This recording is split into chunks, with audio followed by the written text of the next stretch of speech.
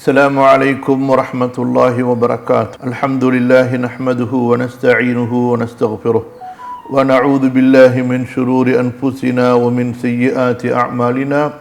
من يهده الله فلا مضل له ومن يضلل فلا هادي له. أشهد أن لا إله إلا الله وحده لا شريك له وأشهد أن محمدا عبده ورسوله. اللهم صل وسلم وبارك على نبيك ورسولك محمد وعلى آله وأزواجه وذرياته ومن تبعهم بإحسان إلى يوم الدين. اللهم يسر اللهم يسر اللهم يسر. கண்ணியத்திற்கும் மதிப்பிற்கும் உரிய அல்லாஹ்வின் அடியார்களே, சகோதரர்களே, சகோதரிகளே, அல்ஹம்துலில்லாஹ். இன்று இன்ஷா அல்லாஹ் நாம் சூரா வல்லைலி இதா யக்ஷாவை ஆரம்பிக்க இருக்கின்றோம். அல்லாஹ் சுப்ஹானஹு வ தஆலா அல் குர்ஆனிலே நமக்கு பரக்கத் செய்வானாக. நாம் படிக்கக்கூடிய இந்த சூராவின் கல்வியை, விளக்கத்தை, நல்ல புரியுதலை அல்லாஹு தஆலா எனக்கும் உங்களுக்கும் தந்தருள்வானாக. ஆமீன். பிஸ்மில்லாஹிர் ரஹ்மானிர் ரஹீம். வல்லைலி இதா யக்ஷா வன்னஹாரி இதா தஜல்லா வமா خلقல் ذكر والأنثى إن سعيكم لشتى فأما من أعطى واتقى وصدق بالحسنى فسنيسره لليسرى وأما من بخل واستغنى وكذب بالحسنى فسنيسره للعسرى وما يغني عنه ماله إذا تردى. கவனிங்க, முதலாவதாக இன்ஷா அல்லாஹ் இமாம் தபரி ரஹிமஹுல்லா அவர்களுடைய விரிவுரையை பார்ப்போம். பிறகு இன்ஷா அல்லாஹ் இமாம் இப்னு கசீர் மற்றும் இமாம் குர்துபியுடைய விளக்கங்களை பார்ப்போம். வல்லைலி இதா யக்ஷா, வல்லைலி இரவின் மீது சத்தியமாக, இதா யக்ஷா அது சூழ்ந்து கொள்ளும் போது, அது மூடிக்கொள்ளும் பொழுது, கஷிய யக்ஷா, கஷிய யக்ஷா நம்ம படித்தோம் பாருங்க. ஹல் அதாக ஹதீசுல் காஷியா. அல் காஷியா என்பது இதிலிருந்து வந்த இஸ்மு ஃபாயில் முஅன்னஸ். அதே போல தக்ஷா உஜூஹஹுமுன் நார். இந்த கஷிய யக்ஷா என்ற இந்த ஃபஅல் அல் குர்ஆனில் பல இடங்களில் பயன்படுத்தப்பட்டிருக்கு. மனப்பாடம் செஞ்சு கொள்ளுங்க. கஷிய யக்ஷா, யக்ஷவுட சியாபகும், தங்களுடைய ஆடைகளை கொண்டு அவர்கள் போர்த்தி கொண்டார்கள். புரியுதா? அப்போ பல இடங்களில் இந்த வார்த்தை பயன்படுத்தப்பட்டிருக்கு. கஷிய யக்ஷா. வல்லைலி இரவின் மீது சத்தியமாக, இதா யக்ஷா அது மூடிக்கொள்ளும் போது, சூழ்ந்து கொள்ளும் போது, போர்த்தி கொள்ளும் பொழுது. இமாம் தபரி சொல்கின்றார்கள், அல் கௌலு ஃபி தஅவீலி கௌலிஹி ஜல்ல ஜலாலுஹு வ தகத்தஸத் அஸ்மாஉஹு. அல்லாஹு தஆலா அவர் சொல்லும் பொழுது நம்முடைய இமாம்கள், தாபிஈன்கள், முஃபஸ்ஸிர்கள் எப்போதுமே அவனை கண்ணியப்படுத்தி, அவனை மகிமைப்படுத்தி தான் சொல்லுவாங்க. இப்போ நம்ம வழக்கத்தில் வெறும் அல்லாஹ்னு சொல்கிறோமா இல்லையா, அந்த மாதிரி அவங்க பயன்படுத்தவே மாட்டாங்க. அல்லாஹு தஆலா, அல்லாஹு ரப்புல் ஆலமீன், அல்லாஹ் அஸ்ஸ வஜல், அல்லாஹ் ஜல்ல ஷஅனுஹு, அல்லாஹு தஆலா தகத்தஸத் அஸ்மாவுஹு, அல்லாஹ் தஆலா திக்ருஹு, இந்த மாதிரி அல்லாஹுடைய புகழ்ச்சிகளை, உயர்வுகளை, மேன்மைகளை சொல்லி தான் அல்லாஹுங்கிற அந்த கண்ணியத்திற்குரிய சொல்லையே சொல்லுவாங்க. இமாம் தபரியை பார்த்தீர்கள் என்றால் அவங்களுடைய எல்லா தப்சீருடைய எல்லா இடங்கள்லையுமே அல்லாஹுங்கிற வார்த்தையை ரொம்ப உச்சக்கட்ட ஒரு கண்ணியத்தில், மதிப்பில், எந்த அளவுக்கு வார்த்தைகளால் அல்லாஹ்வை கண்ணியப்படுத்த முடியுமோ அந்த அளவுக்கு அவங்க அந்த கண்ணியத்தை வெளிப்படுத்தி தான் அல்லாஹுங்கிற அந்த கண்ணியமான அந்த சொல்லையை அவங்க சொல்லுவாங்க. அல் கௌலு ஃபி தஅவீலி கௌலிஹி ஜல்ல ஜலாலுஹு வ தகத்தஸத் அஸ்மாஉஹு. யாருடைய கண்ணியம் மிக கம்பீரமானதோ, யாருடைய பெயர்கள் மிக பரிசுத்தமானதோ அந்த அல்லாஹு தஆலாவுடைய சொல்லுடைய விளக்கம் என்னவென்றால், என்ன சொல்லு, வல்லைலி இதா யக்ஷா என்ற அந்த சொல்லுடைய விளக்கம். யகூலு தஆலா திக்ருஹு. இங்கேயும் பாருங்க, அல்லாஹுவை தமீரா சொல்லும்போது கூட தஆலா திக்ருஹுங்கிறத சேர்த்து தான் சொல்றாங்க. யகூலு தஆலா திக்ருஹு முக்ஸிமம் பில்லைலி. அல்லாஹு தஆலா இரவின் மீது இங்கே சத்தியம் செய்து பேசுகிறான். எப்பொழுது, எந்த நேரத்தில், இரவனுடைய எந்த நேரம், இரவு அதாவது எந்த எப்படிப்பட்ட இரவு, இதா கஷிய நஹார பிதுல்மதிஹி, அந்த இரவு தன்னுடைய இருளால் பகலை மூடிக்கொள்ளும் பொழுது. கவனிங்க, இது அப்படியும் படிக்கலாம். அல்லது இதா கஷன் நஹார பிதுல்மதிஹி, அல்லாஹு தஆலா அந்த இரவை தன்னுடைய இருளை கொண்டு பகலை போர்த்தி விடுவானேயானால் அப்படியும் படிக்கலாம். ஃபஅத்ஹப ضوءஹு, அந்த பகலுடைய வெளிச்சத்தை அல்லாஹ் போக்கி விடுவானேயானால் அந்த நேரத்தினுடைய அந்த இரவின் மீது அல்லாஹு தஆலா சத்தியம் செய்கிறான். يقول تعالى ذكره مقسما بالليل إذا غش النهار بظلمته فأذهب ضوءه وجاءت ظلمته. இரவின் மீது சத்தியமாக அந்த இரவை கொண்டு அதனுடைய இருளை கொண்டு பகலை அவன் போர்த்தி விடும்போது மூடிவிடும் பொழுது அந்த பகலுடைய வெளிச்சத்தை அவன் போக்கி விடுகின்றான், அந்த இரவனுடைய இருள் வந்து விடுகிறது. ஆக இது யதார்த்தமா நடக்கக்கூடிய ஒரு செயல் அல்ல. இன்றைய காலத்தினுடைய அல்லது முந்தைய காலத்தில் இருந்த இறை மறுப்பாளர்கள் உடைய சிந்தனையை போல, அதாவது படைத்த இறைவனை மறுக்கக்கூடியவர்களுக்கு நாத்திகர்கள் என்று சொல்வார்கள் அல்லவா, கம்யூனிச சிந்தனை அங்கிருந்து உருவானது தான். அல்லாஹ் பாதுகாப்பானாக. இந்த சிந்தனை இந்த காலத்தில் மட்டும் உருவானதல்ல, முந்தைய காலங்களிலும் இந்த சிந்தனை இருந்தது. அதாவது அல்லாஹ் என்பவன் ஒருவன் இல்லை, இறைவன் என்பவன் யாரும் இல்லை, மாறாக எல்லாமே ஒரு இயல்பாக இயற்கையாக நடக்கக்கூடிய நிகழ்வுகள் தான் என்பதாக அவர்கள் அல்லாஹுவை மறுத்து அல்லாஹ்வுடைய செயல்களை மறுத்து பேசிக் கொண்டிருந்தார்கள். சரியா? அப்ப அவர்களை பொறுத்த வரைக்கும் அவர்களுடைய நம்பிக்கை என்ன? இரவு வருது, பகல் போகுது, அவ்வளவுதான். இதுல யாருடைய செயலுக்கோ அல்லது யாருடைய ஒரு அதாவது இயக்கத்துக்கோ இங்க வேலை கிடையாது, இப்படியாக அவர்கள் பேசிக் கொண்டிருந்தார்கள். சரியா? இது ஒரு முட்டாள்தனமான கூற்று, இது மிகப்பெரிய ஒரு முட்டாள்தனமான கூற்று. இது குறித்து நம்ம இன்ஷா அல்லாஹ் தனியா ஒரு அமர்வுல பேசுவோம். அல்லாஹ் சுப்ஹானஹு வ தஆலா ஒரு இறைவன் இருக்கிறான், அவன்தான் இவற்றையெல்லாம் இயக்குகிறான். உலகத்துல பெரும்பாலான மக்கள் அவர்கள் வழிகட்டவர்களாக இருந்தாலும் கூட இறைவன் ஒருவன் இருக்கிறான், அவன் இந்த பிரபஞ்சத்தை படைத்தான் இயக்குகிறான் என்பதில் அவர்களுக்கு மாற்று கருத்து கிடையாது. ரொம்ப தன்னுடைய அறிவின் மீது குதர்க்கமா புத்தி கெட்டு போனார்கள் அல்லவா, அவர்களை தவிர வேற யாரும் உஜூதுல்லா, ஏக இறைவன் படைத்தவன் ஒருவன் இருக்கிறான் என்பதை மறுப்பவர்களாக இல்லை. அல்லாஹ் சுப்ஹானஹு வ தஆலா இவ்வளவு பெரிய ஏற்பாடு செய்கிறான். இந்த பாருங்க, ஒரு சூரியனை அனுப்பி இந்த பிரபஞ்சத்தையே அல்லாஹு தஆலா பிரகாசிக்க செய்தான். இவ்வளவு பெரிய மாபெரும் வெளிச்சத்தை அல்லாஹ் கொண்டு வந்தான். அந்த வெளிச்சத்தை பாருங்க, இரவு என்ற ஒன்றை அனுப்பி அதற்குள் இருள் என்ற ஒரு சக்தியை அல்லாஹு தஆலா படைத்து, ஒரு கருப்பு சக்தியை இரவு என்ற அந்த ஒரு கருமையை அல்லாஹு தஆலா படைத்து அந்த வெளிச்சத்தை அப்படியே மூடி விடுகிறது. சுப்ஹானல்லாஹ். பிறகு அந்த இருளை போக்கும்படியாக அடுத்து மீண்டும் அல்லாஹு தஆலா பகலை கொண்டு வருகிறான், வெளிச்சத்தை கொண்டு வருகிறான். ஒரு மனிதன் ஒரு சின்ன அறையில வெளிச்சத்தை கொண்டு வருவதற்கு எவ்வளவு கஷ்டப்படுறான்.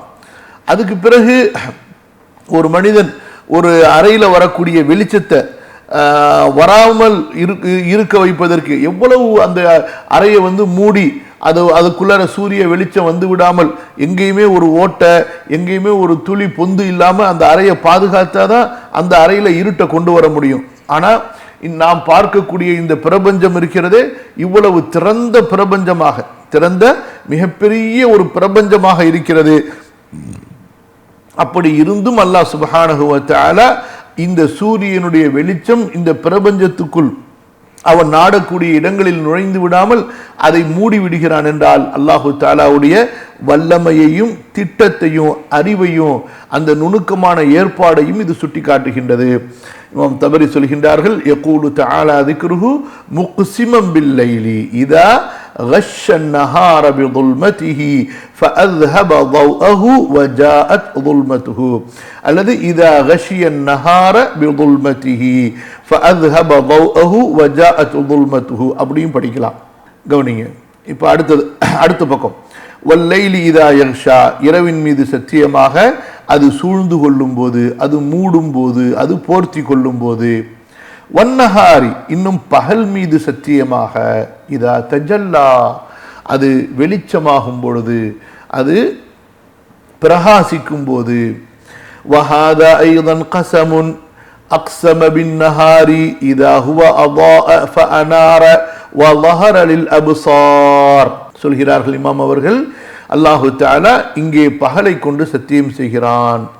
அந்த பகல் வெளிச்சமாக பிரகாசமாக ஆகிவிடும் பொழுது, ஒளியாக ஆகிவிடும் பொழுது, பார்வைகளுக்கு அது தெளிவாக தெரியும் பொழுது, வல்லஹர லில் அப்சார், அப்ப காலையில கொஞ்சம் கொஞ்சமா உதிக்கக்கூடிய அந்த பகல் இருக்கிறது, அது நடுப்பகலை அடையும் பொழுது முற்றிலும் வெளிச்சமாக ஆகிவிடுகிறது. பிறகு அப்படியே கொஞ்சம் கொஞ்சமாக அது குறைந்து இறுதியாக மாலை நேரத்திலே முற்றிலுமாக அந்த பகலை இரவு மூடிக்கொள்கிறது. கவனிங்க, மா கானத் ظுல்மத்துல் லைலி وظهر للأبصار ما كانت ظلمة الليل قد حالت بينها وبين رؤيته. இரவு நாம் எதையெல்லாம் பார்க்க முடியாமல் தடுத்து கொண்டிருந்ததோ அதுவெல்லாம் இப்பொழுது நம்முடைய பார்வைக்கு தெளிவாக தெரிய ஆரம்பித்து விட்டது. இப்ப அதாவது மனிதர்கள் அல்லாஹு தஆலா கொடுத்த அறிவை கொண்டு இந்த ஒளிகளை எல்லாம் கண்டுபிடித்து, வெளிச்சங்களை எல்லாம் கண்டுபிடித்து, இந்த இருள்களிலே அவன் எப்படி போக வேண்டும் என்று அவன் ஒரு பாதையை கண்டுபிடித்துக் கொள்கிறான், பிரகாசத்தை ஏற்படுத்திக் கொள்கிறான். இப்ப இந்த பிரகாசம் இல்லை என்றால் கொஞ்சம் முந்தைய காலத்தை நினைச்சு பாருங்க. கடலில் பயணம் செய்தவர்களை நினைத்து பாருங்கள், காடு வழிகளிலே பயணம் செய்தவர்கள் நினைத்து பாருங்கள், தரைகளிலே நீண்ட தூரம் பயணித்தவர்களை நீங்கள் நினைத்து பாருங்கள். எந்த அளவு இரவு நேரங்களில் அவர்கள் ஸ்தம்பித்து போயிருப்பார்கள். அதனாலதான் இரவனுடைய முந்தைய பகுதியில் அந்த பயணத்தை தொடருவாங்க, பகலுடைய பயணத்தை பிறகு அவர்கள் நிறுத்தி விடுவார்கள். பிறகு அந்த இரவு முடியும் பொழுது அதிகாலையில் தான் மீண்டும் தங்களுடைய பயணத்தை ஆரம்பிப்பார்கள். அப்படிப்பட்ட ஒரு நிலைமையா இருந்தது. சுப்ஹானல்லாஹ், இன்று அல்லாஹு தஆலாவுடைய வெளிச்சத்தை பார்த்து மனிதன் இந்த வெளிச்சத்தை கண்டுபிடிச்சு இரவையும் பகலாக்கி தன்னுடைய தேவைகளை பூர்த்தி செய்து கொள்ளக்கூடிய வளர்ந்த பெருகிவிட்ட மனித சமுதாயத்திற்கான தேவைகளை நிறைவேற்றிக் கொள்ளக்கூடிய அளவுக்குண்டான வழிகளை மனிதன் தேடிக்கொண்டான் அல்லவா? இது அல்லாஹு தஆலா இந்த மனிதனுக்கு செய்த ஒரு பெரிய அருள். வன்னஹாரி இதா தஜல்லா, பகல் மீது சத்தியமாக, அந்த பகல் வெளிச்சமாகும் பொழுது, நன்கு வெளிச்சமாகும் பொழுது, வஹாதா ஐதன் கஸமுன் அக்ஸம பின்னஹார், அல்லாஹு தஆலா பகல் மீது சத்தியம் செய்தான். இதா ஹுவ அதாஅ, அந்த பகல் லவ் வெளிச்சமாகும் பொழுது, ஃபஅனார நூர், புரியுதுங்களா? லவ் நூறு, நன்கு தெளிவாகி விடும் பொழுது, வظهر للابصار ما كانت ظلمة الليل قد حالت بينها وبين رؤيته واتيانه اياها عيانا. அதாவது இரவனுடைய இருள் எதையெல்லாம் நாம் பார்க்க முடியாமல் நமது பார்வைகளை தடுத்து கொண்டிருந்ததோ அதுவெல்லாம் இப்பொழுது நம்முடைய பார்வைகளுக்கு தெரிய ஆரம்பித்து விட்டது. இதை கூறிவிட்டு இமாம் கத்தாதா ரஹிமஹுல்லா அவர்கள் முக்கியமான ஒரு கருத்தை பதிவு செய்கிறார்கள். இந்த கருத்தை தான் நம்ம சூறாக்களுடைய படிப்பினைகள் பாடங்கள்ல எல்லா இடங்கள்லையுமே உங்களுக்கு நினைவூட்டி இருக்கிறோம். அது என்ன கருத்து? வகான கத்தாதத்து ரஹிமஹுல்லா யذهبு ஃபீமா அக்ஸம அல்லாஹு பிஹி மினல் அஷ்யா அன்னஹு இன்னமா அக்ஸம பிஹி லிஇதமி ஷஅனிஹி இன்தஹு, லிஇதமி ஷஅனிஹி இன்தஹு. அதாவது அல்லாஹ் சுப்ஹானஹு வ தஆலா சில பொருட்களின் மீது, அவனுடைய படைப்புகளில் உள்ள சில பொருட்களின் மீது சத்தியம் செய்கிறான் என்றால் ஏன் சத்தியம் செய்கிறான்? அந்த பொருட்களுடைய ஒரு மகத்தான கண்ணியம் அல்லாஹ்விடத்திலே மதிக்கப்படக்கூடியதாக இருக்கின்ற காரணத்தினால், அந்த பொருள்களுக்கு அல்லாஹ்விடத்தில் ஒரு தனியா ஒரு மதிப்பு, ஒரு கண்ணியம், ஒரு மகத்துவம் இருக்கின்ற காரணத்தினால்தான் அல்லாஹ் சுப்ஹானஹு வ தஆலா அந்த பொருட்களின் மீது சத்தியம் செய்கிறான். இதை யார் சொல்கிறார்கள்? கத்தாதா ரஹிமஹுல்லா. கவனிங்க, அந்த அறிவிப்பை பார்த்துட்டு, அன் கத்தாதத ரஹிமஹுல்லா கௌலுஹு வல்லைலி இதா யக்ஷா வன்னஹாரி இதா தஜல்லா கால ஆயதானி அதீமதானி யுகவ்விருஹுமா அல்லாஹு அலல் ஹலாயிகி. இந்த இரவும் பகலும் ஆயதானி அதீமதானி, அந்த இரவும் பகலும் மிக மகத்தான பெரிய அத்தாட்சிகள். அல்லாஹு தஆலா அந்த இரவையும் பகலையும் தன்னுடைய படைப்புகள் மீது சுற்றி சுற்றி கொண்டு வருகிறான். இரவு வருது, அடுத்து பகல் வருது, இரவு வருது, பகல் வருது, இப்படியாக இந்த இரண்டையும் அல்லாஹ் ரப்புல் ஆலமீன் சுழல வைத்திருக்கிறான். மாறி மாறி அல்லாஹு தஆலா கொண்டு வருகிறான். خير والليل إذا يغشى والنهار إذا تجلى وما خلق الذكر والأنثى. நல்ல கவனிங்க, وما خلق الذكر والأنثى. இப்போ இந்த மா என்ற இந்த வார்த்தை இருக்குல்ல, இமாம் தபரி சொல்கின்றார்கள், يحتمل الوجهين اللذين وصفت في قوله والسماء وما بناها وفي والأرض وما طحاها. இந்த மாவை ஏற்கனவே சூரா அஷம்ஸ்ல வஸ்ஸமாய் வமா பனாஹா வல் அர்தி வமா தஹாஹா என்ற இந்த ரெண்டு வசனத்தில் நம்ம எப்படி விளக்கி இருக்கிறோமோ அதே போல இந்த இடத்துல இந்த வமா ஹலக்கத் தக்கர வல் உன்சாவையும் நாம் விளக்கலாம், நாம் புரிந்து கொள்ளலாம். அதாவது என்ன கருத்து கவனிங்க, இந்த இடத்துல மா என்ற அந்த சொல் இருக்கு பாருங்க, இது மண் என்ற அர்த்தத்தில் பயன்படுத்தப்பட்டுள்ள சொல்லாக எடுத்துக்கொள்ளலாம். அப்ப என்ன அர்த்தம் வரும்? வமா இன்னும் ஒருவன் மீது சத்தியமாக, யார் அவன்? எத்தகையவன்? ஹலகத் தக்கர ஆண் இனத்தை படைத்தானே, ஹலக படைத்தான், அது தக்கர ஆண் இனம், வல் உன்சா இன்னும் பெண் இனத்தை படைத்தானே, அவன் மீது சத்தியமாக. அப்ப என்ன அர்த்தம் வரும்? வாவு சத்தியமாக ஆண் இனத்தையும் பெண் இனத்தையும் படைத்தவன் மீது சத்தியமாக. அப்ப மா என்பது மண்ணுடைய அர்த்தத்துல, புரியுதா? இது ஒரு விளக்கம். இன்னொரு விளக்கம் என்னவென்றால், இந்த மா என்பது மஸ்தரியா. அப்ப என்ன அர்த்தம் வரும்? வஹல்கி தக்கரி வல் உன்சா, ஹலக்க என்பது அப்படியே மஸ்தரா மாறிடும். அதாவது ஆண் இனத்தையும் பெண் இனத்தையும் படைத்ததின் மீது சத்தியமாக அல்லாஹு தஆலா தன்னுடைய செயலின் மீது சத்தியம் செய்கிறான். முதலாவது மா என்பதை மண்ணுடைய அர்த்தத்தில் வைத்துக் கொள்வோமே, ஆனால் அப்ப என்ன அர்த்தம் வரும்? அல்லாஹு தஆலா தன் மீதே சத்தியம் செய்கிறான், தன்னை படற்கையா வைத்து படைத்தவன் என்று சொல்லி. அதாவது யார் படைத்தவன்? அல்லாஹ் தான். அல்லாஹ்வை தவிர வேறு யார் படைத்தவன் இருக்கிறார்கள்? அல்லாஹு தஆலா படைத்தவன் மீது சத்தியம் செய்து தன் மீது தானே சத்தியம் செய்கிறான். இது ஒரு அர்த்தம். இரண்டாவது அர்த்தம் என்ன? இந்த மா என்பதை மஸ்தராக மாற்றக்கூடிய மாவாக கருத்தில் எடுத்துக்கொண்டு வஹல்கி ஸக்கரி வல் உன்சா என்று வாக்கிய அமைப்பு வந்துடும். அப்ப ஆண் இனத்தையும் பெண் இனத்தையும் படைத்ததின் மீது சத்தியமாக. அப்ப அந்த படைப்பு என்ற செயல் ரொம்ப மகத்தான செயல். அந்த செயலின் மீது, அதுவும் குறிப்பா படைப்புகள்ல ஆண் இனம் என்றும் ஒரு பெண் இனம் என்றும் அல்லாஹு தஆலா இனங்களை படைத்திருப்பது இருக்கிறதே, இது மிகப்பெரிய ஒரு ஏற்பாடு, அல்லாஹு தஆலாவுடைய ஏற்பாடு.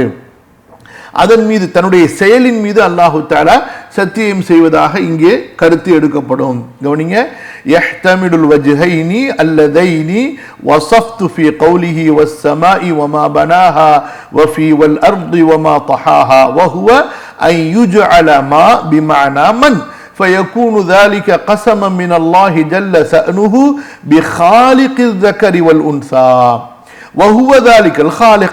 அந்த படைத்தவன் யாரு? அல்லாஹு தஆலா தான். அப்ப ஆண் இனத்தையும் பெண் இனத்தையும் படைத்தவன் மீது சத்தியமாக, அந்த படைப்பாளன் யாரு? அவன் தான்.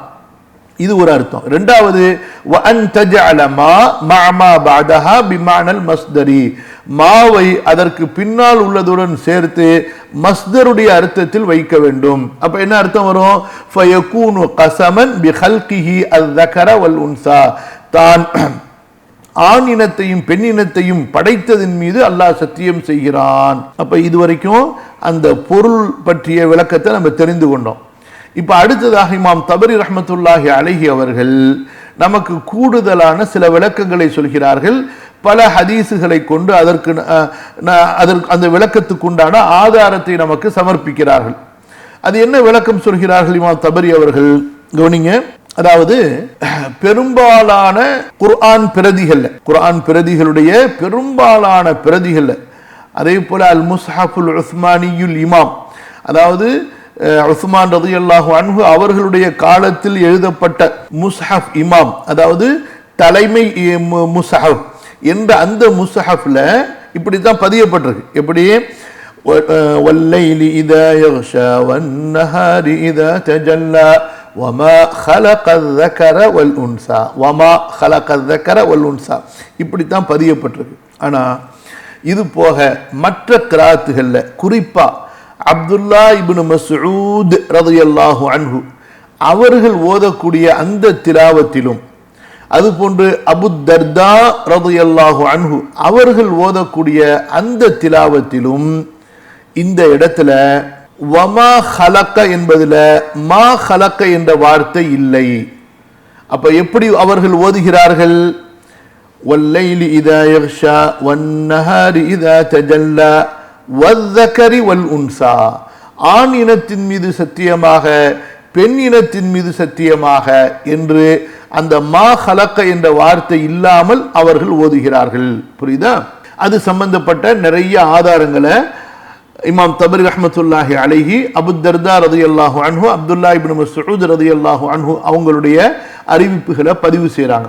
அதுல ஒரு சில பதிவுகளை நம்ம பார்ப்போம், கவனிங்க. وقد ذكر عن عبد الله بن مسعود وابي الدرداء انهما كانا يقرآن ذلك والذكر والانثى. அப்துல்லா இப்னு மஸ்ஊத் இன்னும் அபு தர்தா மூலமாக அறிவிக்கப்படுகிறது, அவர்கள் இருவரும் வஸ்ஸகரி வல் உன்சா என்று ஓதினார்கள். வயசுருஹு அபு தர்தா அர் ரசூலில்லாஹி ஸல்லல்லாஹு அலைஹி வஸல்லம். அபு தர்தா ரலியல்லாஹு அன்ஹு அவர்கள் ரசூலுல்லாஹ் ஸல்லல்லாஹு அலைஹி வஸல்லம் அவர்களிடமிருந்து தான் இப்படி கேட்டதாக அறிவிப்பும் செய்கிறார்கள். அந்த ஹதீஸுடைய அறிவிப்பு பாருங்க. قال حدثنا ابن المثنى قال حدثنا هشام بن عبد الملك قال حدثنا شعبة قال أخبرني المغيرة قال سمعت إبراهيم النخعي يقول أتى علقمة الشام. அல்கமா என்பவங்க யாரு? அப்துல்லா இப்னு மஸ்ஊத் உடைய பெரிய மாணவர், தாபிஈ. அவங்க ஷாம் தேசத்துக்கு வர்றாங்க. ஃபகஅத இலா அபி தர்தா. அபு தர்தா பக்கத்துல போய் உட்கார்ந்தாங்க. புரியுதா? இன்னும் அதுல ஹதீஸ்ல இன்னும் கொஞ்சம் விளக்கங்கள்லாம் இருக்குது, இது சுருக்கமான அறிவிப்பு. அபு தர்தா பக்கத்துல போய் உட்கார்ந்தாங்க. அப்ப அபு தர்தா கேட்டாங்க, ஃபகால மிம்மன் அன்த, நீங்க யாருங்க, எந்த ஊரை சேர்ந்தவர்கள்? ஃபகுல்து மின் அஹ்லில் கூஃபா, நான் கூஃபா நகரவாசிகளில் ஒருவன். ஃபகால கைஃப கான அப்துல்லா யக்ரஉ ஹாதிஹில் ஆயா வல்லைலி இதா யக்ஷா வன்னஹாரி இதா தஜல்லா என்ற சூராவுடைய வசனங்களை அப்துல்லா இப்னு மஸ்ஊத் எப்படி ஓதுவார்கள் என்று கேட்கிறாங்க. அப்ப அல்கமா சொன்னாங்க, ஃபகுல்து வஸ்ஸகரி வல் உன்சா என்று அவர்கள் ஓதுவார்கள் என நான் கூறினேன். قال فما زال هؤلاء حتى كادوا يستظلونني وقد سمعتها من رسول الله صلى الله عليه وسلم. அப்போ உடனே அபு தர்தா சொன்னாங்க, என்ன இந்த ஊர்க்காரங்க, எந்த ஊர்க்காரங்க? ஷாம் தேசத்துக்காரங்க என்ன வழிகட்டவன்னு சொல்ல ஆரம்பிச்சுட்டாங்க. நான் ரசூல் ஸல்லல்லாஹு அலைஹி வஸல்லம் அவர்களிடமிருந்து இப்படித்தான் அவர்கள் ஓதியதை கேட்டிருக்கேன். அதே போல நான் வஸ்ஸகரி வல் உன்சா என்று நான் ஓதுனா அதுக்கு போய் நான் வழிகட்டுட்டேன், என்ன வழிகேடுன்னு சொல்றாங்களே, என்ன வழிகேட்டின் பக்கம் இணைப்பதற்கு இவர்கள் நெருங்கி விட்டார்கள் அப்படின்னு சொல்லிட்டு.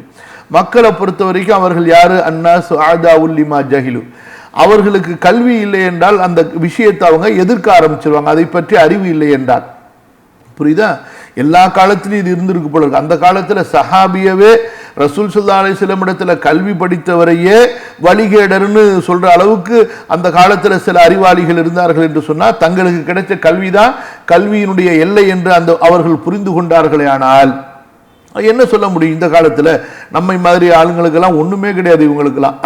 அடுத்தது இதே அறிவிப்பை தான் பல அறிவிப்பாளர்களை கொண்டு இமாம் தபரி ரஹ்மத்துல்லாஹி அலைஹி பதிவு செய்யறதை நம்ம பார்க்கிறோம். வரிசையா கீழே வந்திருக்கிற எல்லாமே அந்த கருத்துக்களை வலு சேர்க்கும் விதமாக உண்டான அறிவிப்புகள் தான். கடைசியா வரக்கூடியது பெரிய அறிவிப்பு. அல்கமா இப்னு கைஸ் இப்னு அபி ஷிபல் அவங்க அறிவிக்கிறாங்க, அன்னஹு அத்தஷாம் فدخل المسجد فصلى فيه ثم قام الى حلقه فجلس فيها.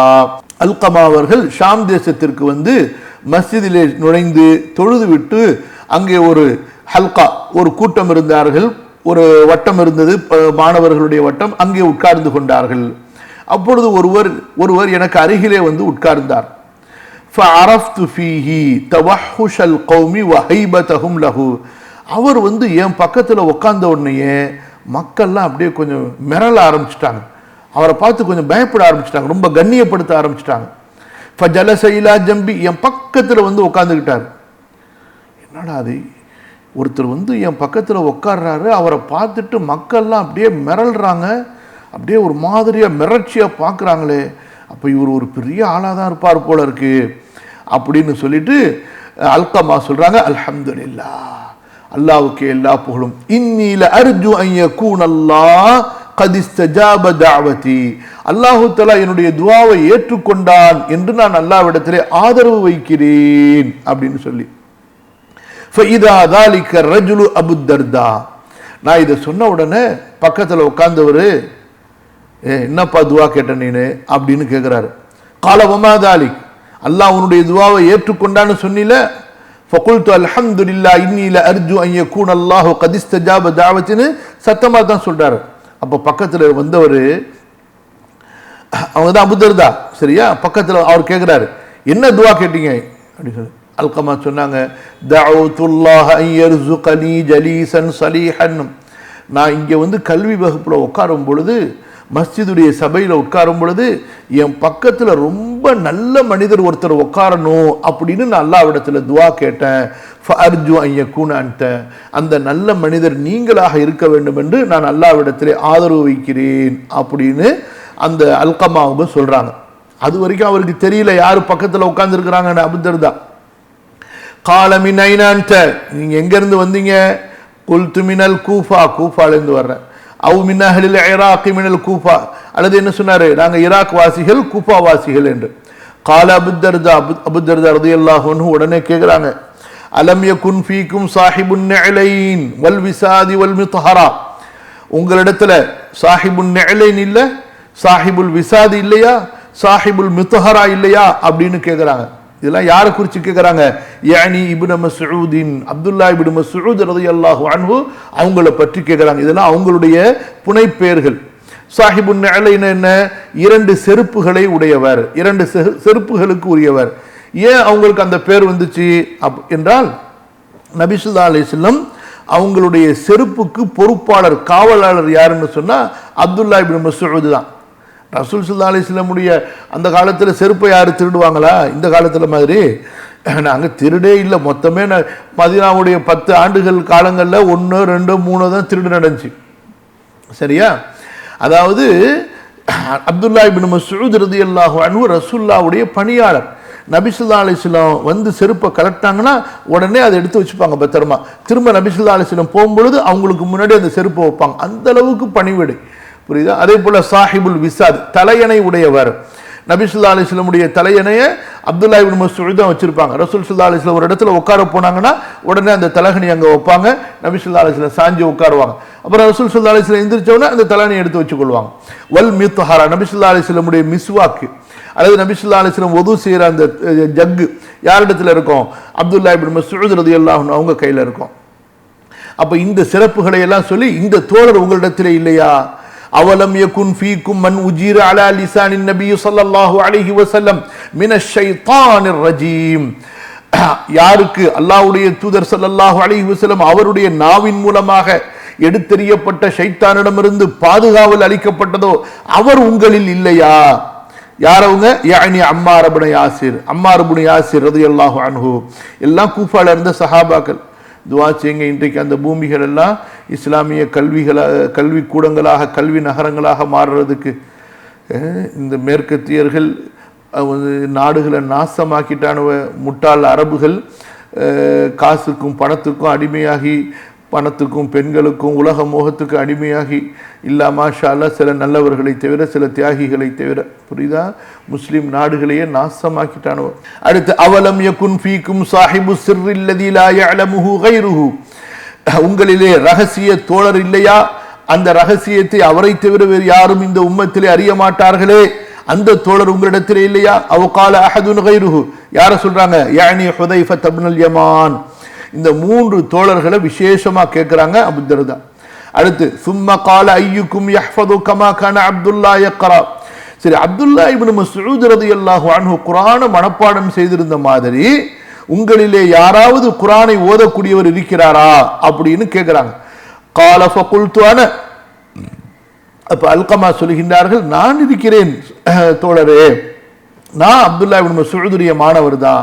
அப்போ உடனே சொல்றாங்க, கால இக்ரா வல்லைலி இதா யக்ஷா வன்னஹாரி இதா தஜல்லா என்ற சூராவை நீங்கள் ஓதுங்கள் என்று அபூ தர்தா சொல்றாங்க. கால அல்கமா ஃபகரது அஸ்ஸகரி வல் உன்சா, நான் எப்படி ஓதுனத? வஸ்ஸகரி வல் உன்சா என்று ஓதினேன்.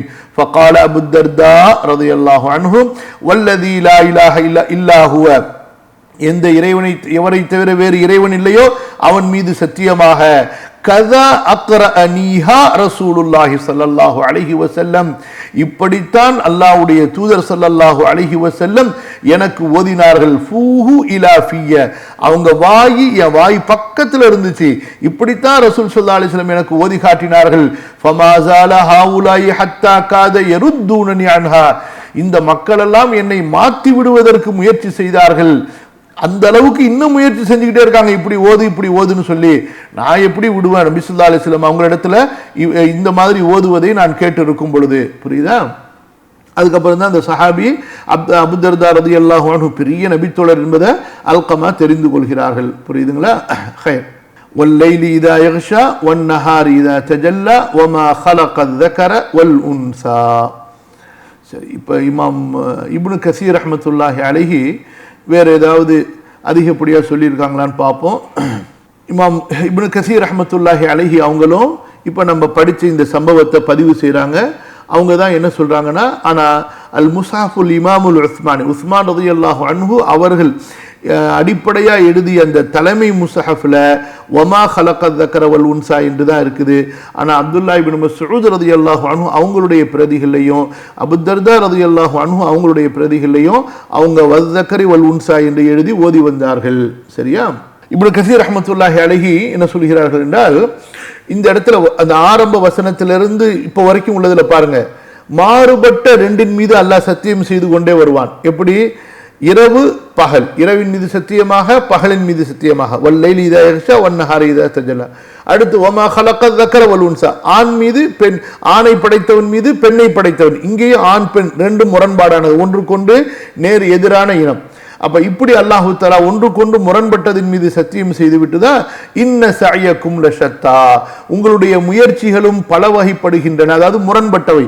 ஒருத்தர் நல்ல முயற்சி செய்கிறாரு நன்மையின் பக்கம், இன்னொருத்தர் கெட்ட முயற்சி செய்கிறாரு கெட்டதின் பக்கம். இப்படி முரண்பாடான இரண்டு மனிதனுடைய முயற்சிகளை சொல்வதற்கு முன்பாக அல்லாஹுடைய படைப்புகளில் எதிர்ப்பதமாக இருக்கக்கூடிய, எதிர்க்கெதிர் இருக்கக்கூடிய படைப்புகளின் மீது அல்லாஹ் சத்தியம் செய்கிறான் என்று இப்னு கஸீர் ரஹ்மத்துல்லாஹி அலைஹி சொல்கிறார்கள்.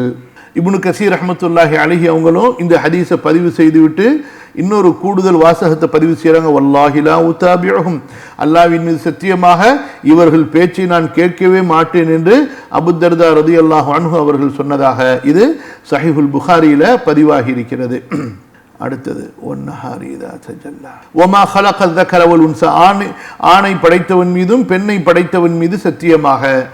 இதுக்கு இமாம் இப்னு கஸீர் உதாரணம் சொல்றாங்க. சூரா நபாவுடைய 8வது வசனம், வ ஹலக்னாகும் அஸ்வாஜா, உங்களை நாம் ஜோடி ஜோடியாக படைத்திருக்கிறோம். அதே போல சூரா அஸ்-ஸாரியாத்துடைய 49வது வசனம், வ மின் குல்லி ஷைஇன் ஹலக்னா ஸௌஜைனி, எல்லா பொருட்களிலும் நாம் ஜோடிகளை படைத்திருக்கின்றோம். ஒன்று அதாவது எதிர்ப்பதமா ஜோடிகளாக இரட்டைகளாக எல்லா பொருட்களிலிருந்தும் நாம் படைத்திருக்கிறோம். அது தாரியாத்துடைய 49வது வசனம். அதே போல சூரா நபாவுடைய 8வது வசனத்தை இந்த வசனங்களுக்கு விளக்கமா இமாம் இப்னு கஸீர் பதிவு செய்கிறாங்க. அதாவது இரவு என்றால் பகல் என்று ஒன்று இருக்கும், புரியுதுங்களா?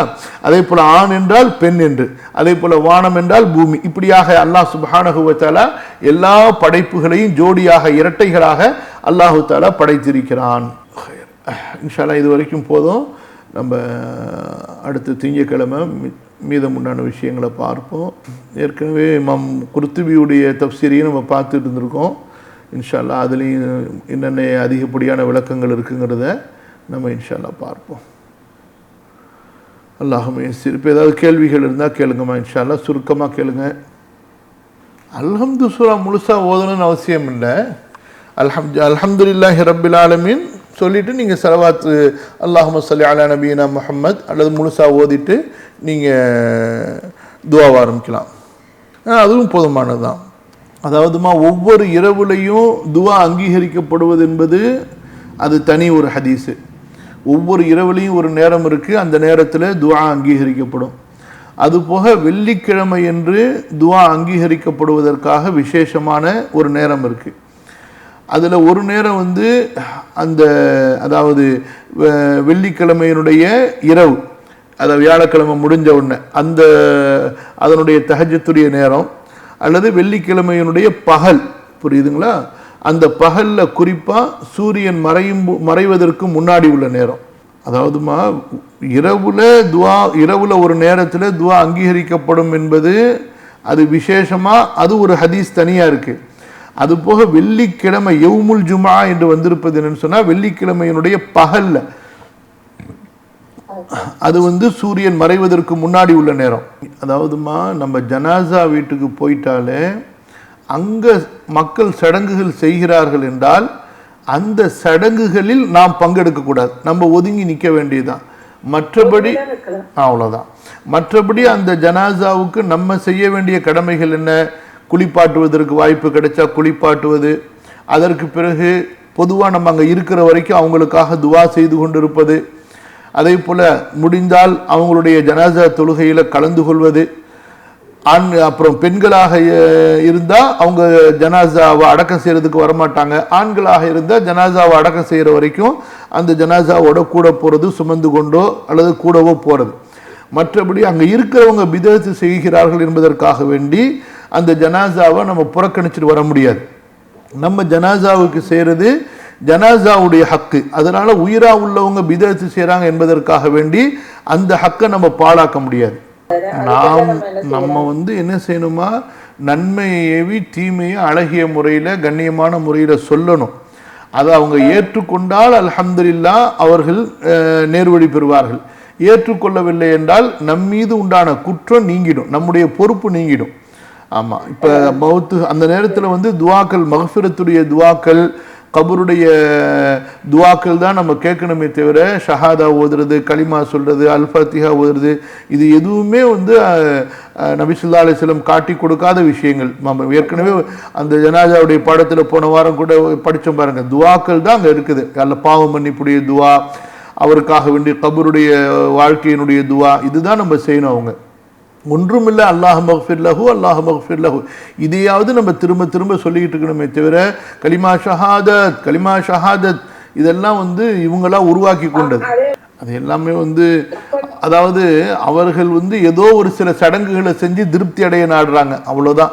மற்றபடி மார்க்கத்தில் என்ன இருக்குது, அல்லாவுக்கு எது பிடிக்கும், நபி ஸல்லல்லாஹு அலைஹி வஸல்லம் எதை சொல்லி தந்திருக்கிறாங்க, அதெல்லாம் தெரிஞ்சு கொண்டு மறுமையினுடைய நன்மையை அடையிறதுக்கு அவங்க நோக்கம் இல்லை. அவங்களுக்கு நோக்கம் ஏதோ அவங்க ஒரு திருப்தியை தேடுறாங்க, அவ்வளோதான். அதனால் நீங்கள் முடிஞ்ச அளவுக்கு அவங்களுக்கு சொல்லிட்டு விட்டுருங்க, அவ்வளோதான். ஆனால் சொல்லிக்கிட்டே இருங்க.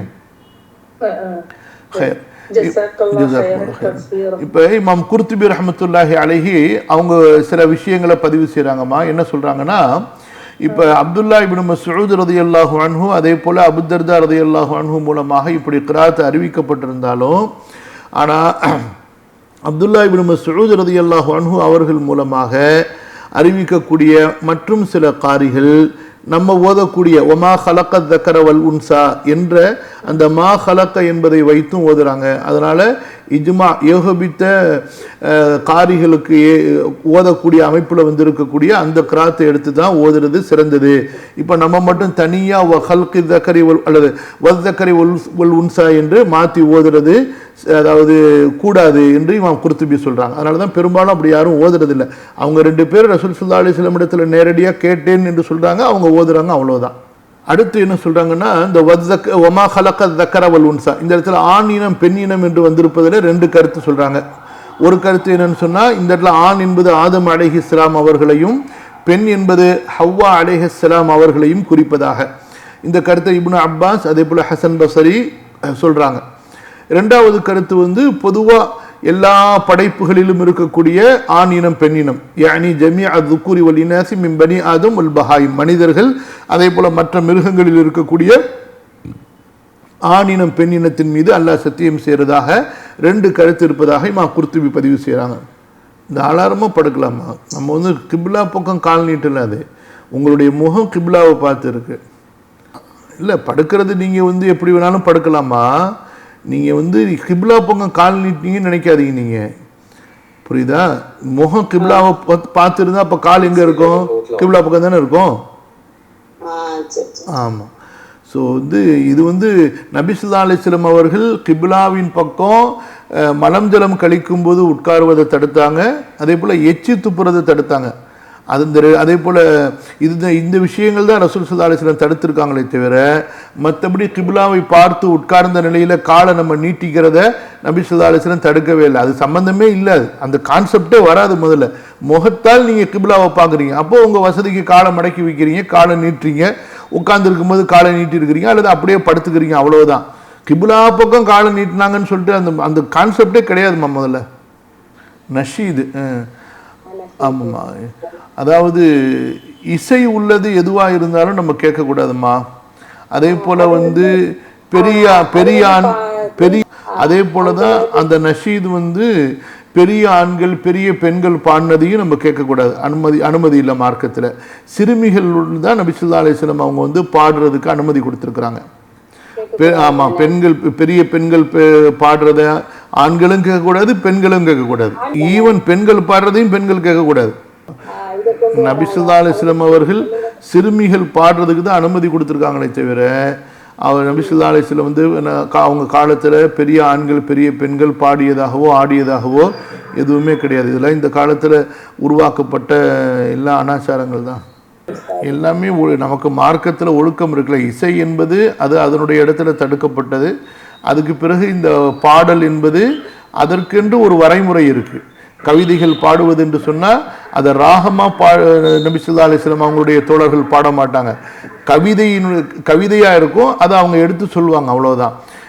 அதாவது இந்த இசை அந்த சத்தத்தை உயர்த்துறது தாழ்த்துறது, அதை மடக்கிறது, அதை பல அடுக்குகளாக கொண்டு போகிறது, இது எல்லாமே ஷைத்தானுடைய சப்தங்கள்.